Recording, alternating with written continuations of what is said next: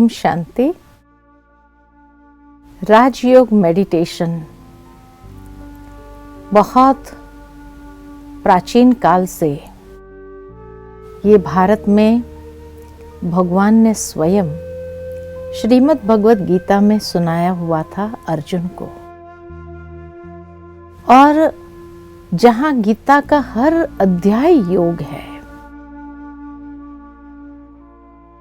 उसमें यह ध्यान योग का महत्व जो बताया गया है कि वास्तव में मनुष्य जीवन में हर कोई को यह ध्यान करने की आवश्यकता है, क्योंकि ध्यान से ही व्यक्ति अपने मन को शांत रख सकता है, स्थिर रख सकता है और अनेक प्रकार की परिस्थितियों के बीच भी संतुलित रख सकता है। वैसे आज का विज्ञान ध्यान के ऊपर काफी रिसर्च भी कर रहा है कि ध्यान करने वालों की मनस्थिति आम व्यक्ति की मनस्थिति से काफी संतुलित होती है। साथ ही साथ जीवन में जो अनेक परिस्थितियां, समस्याएं आती है, उन समस्याओं, परिस्थितियों में भी उसका जो दृष्टिकोण होता है वो हमेशा सकारात्मक होता है। और बड़ी से बड़ी परिस्थितियों में भी वो इतना विचलित नहीं होता है जितना आम व्यक्ति छोटी छोटी बातों में भी विचलित होकर के अनेक प्रकार के नकारात्मक रिएक्शंस क्रिएट कर रहा है। और जब इतने सारे नेगेटिव रिएक्शंस अंदर से उभरेंगे तो जरूर है कहीं ना कहीं जीवन के अंदर उसको वो परिस्थितियों के मार लगती रहती है। इसलिए आवश्यकता है कि ये समय में जितना हम ध्यान के द्वारा आत्मा की बैटरी को चार्ज करें, उतना ही आने वाले हर परिस्थितियों में, समस्याओं में, अनेक प्रकार की चुनौतियों को सहजता से सामना करके पार कर सकते हैं।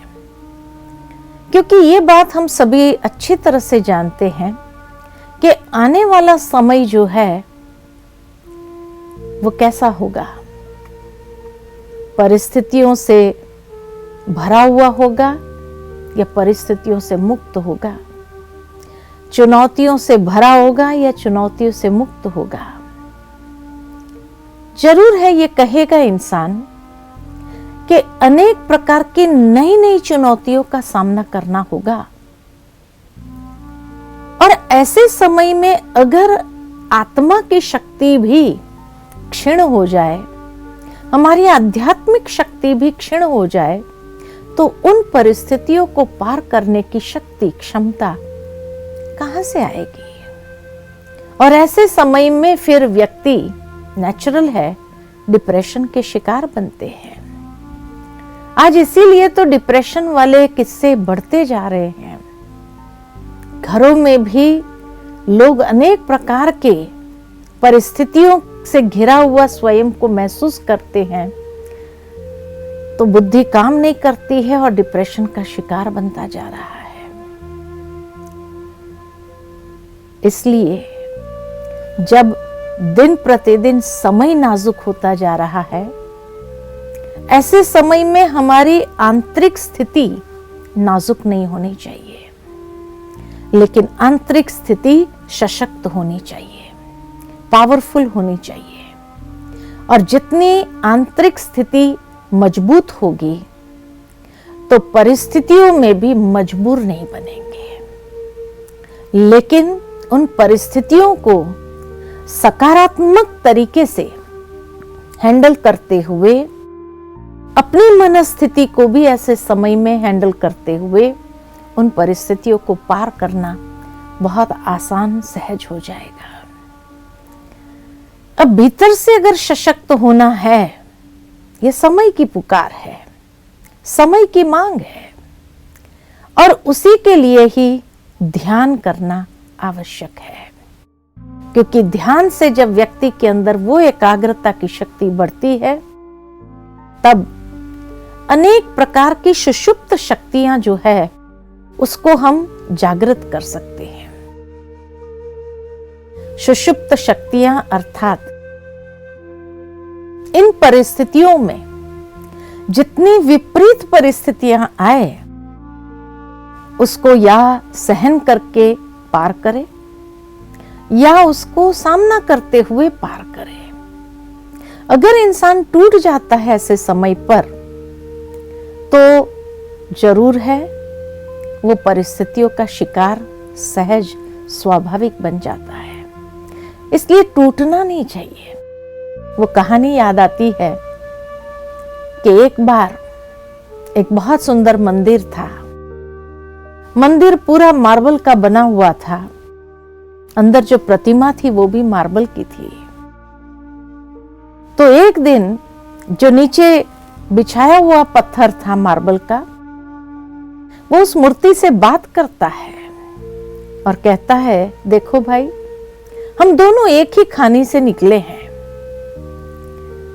लेकिन आज तुम्हारे ऊपर फूल हार क्या क्या चढ़ता है, कितना तुम्हारा सम्मान होता है, कितना लोग जयकारा बुलाते हैं और मुझे अपने पैरों तले कुचलते हैं, रौंदते हैं, मेरे ऊपर से चल के जाते हैं, मेरी कोई भी प्रकार की महिमा स्तुति नहीं होती है।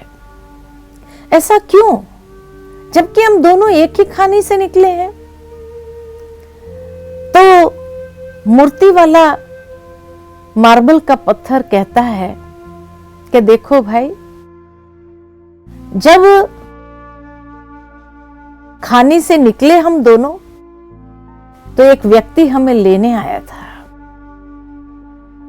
उसे तुझे भी मूर्ति बनाना चाहा, लेकिन जैसे ही तुम्हारे ऊपर हथौड़ा छैनी चलाई, तुम बार बार टूटता रहा और इसीलिए उसने तुझे रिजेक्ट कर दिया कि ये मूर्ति बन नहीं सकता, ये बार बार टूट जाता है। वो कार्विंग करना चाहता है, शिल्पकार जिस तरह से उसको शेप देना चाहता है, और तुम टूट जाता है। बहुत प्रयत्न करने के बाद भी जब तुम ठीक से उस शनि हथौड़ी की मार को सह नहीं पाया, तब उसने तुझे रिजेक्ट करके मुझे लिया। और उस वक्त मैंने इतनी ठोकरें खाई, लेकिन हर छेनी हथौड़ी की ठोकर को मैं सहन करता गया और सहन करते करते करते मैं एक मूर्ति के अंदर परिवर्तित हो गया। मैंने उफ तक नहीं किया उस वक्त, और इसीलिए जब मैं पूर्ण मूर्ति बन गई तो आज मैं इस मंदिर में पूजनीय हो गई। भावार्थ ये, जीवन में परिस्थितियां, चुनौतियां, समस्याएं, ये भी हमें घड़ना चाहते हैं, कुछ बनाना चाहते हैं, लेकिन कई बार कई लोग बनने के बजाय जैसे ही परिस्थिति, समस्याएं, चुनौती आती है, टूट जाते हैं। वो मार थोड़ा भी सह नहीं पाते हैं, इतनी भी मजबूती नहीं होती है, और जब सहने की शक्ति ही नहीं है, टूट जाता है, बार बार रिएक्शन में आ जाते हैं, अनेक प्रकार की नकारात्मक प्रतिक्रियाएं निकलने लगती है, तो फिर बाद में तो परिस्थिति क्या, लोग भी उसको रौंदना ही चालू करते हैं, लोग भी उसको दूर कर देते हैं कि ये कोई काम का नहीं है।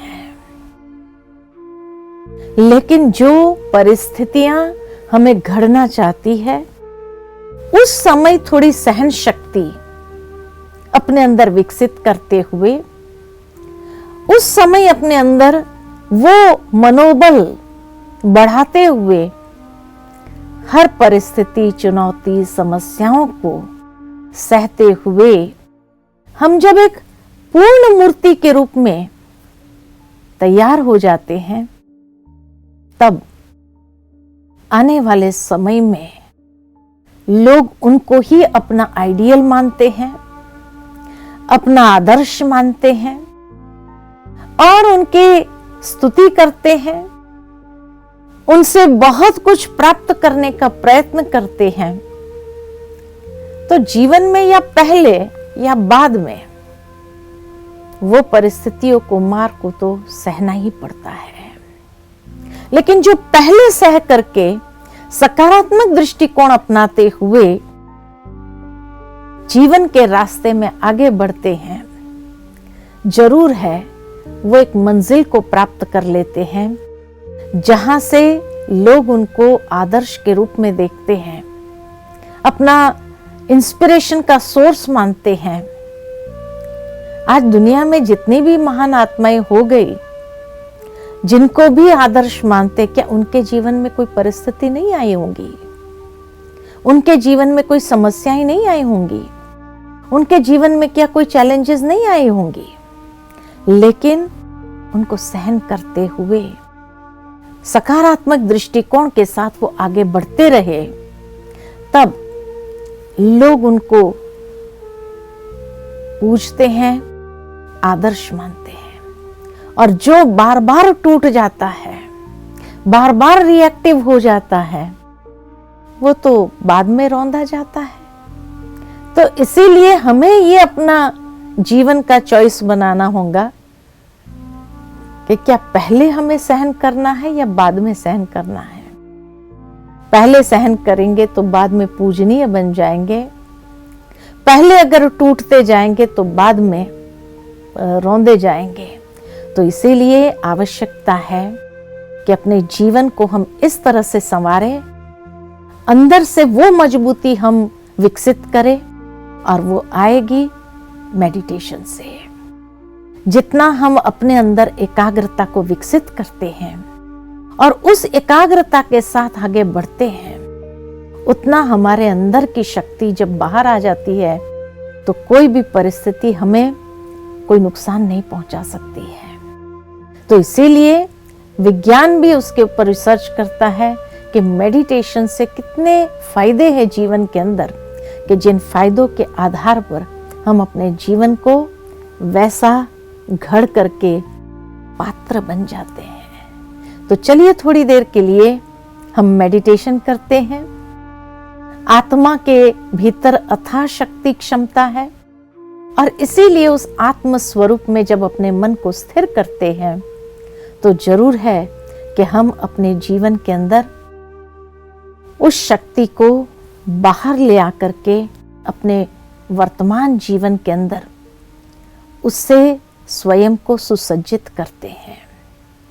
तो चलिए थोड़ी देर के लिए अपने मन को बाह्य सभी बातों से समेट लेते हैं, स्वयं को आत्मभाव में स्थित करते हैं, महसूस करते हैं कि मैं एक अति सूक्ष्म दिव्य चैतन्य शक्ति हूं। मैं आत्मा अजर अमर अविनाशी हूं। मेरे भीतर अनेक शक्ति क्षमता है। मुझे उन शक्तियों को बाहर ले आना है। मैं आत्मा अपने असली स्वरूप में शक्ति स्वरूप हूं। मैं आत्मा परमात्मा सर्वशक्तिमान की संतान हूं। उस सर्वशक्तिमान परमात्मा की सर्व शक्तियों की छत्र छाया में स्वयं को अनुभव करती हूं। ओम शांति।